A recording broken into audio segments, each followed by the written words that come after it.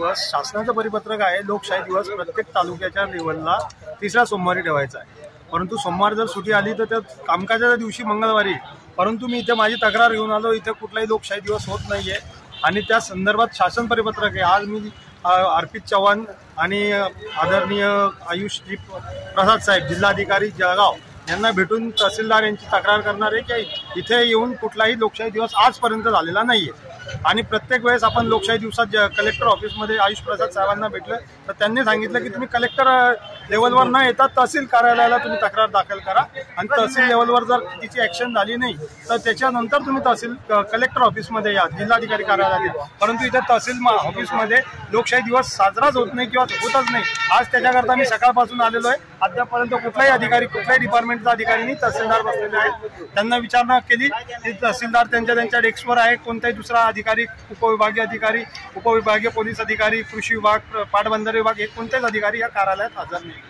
त्यांच्या विरुद्ध मी कलेक्टर साहेबांकडे आज तक्रार दाखल करणार आहे।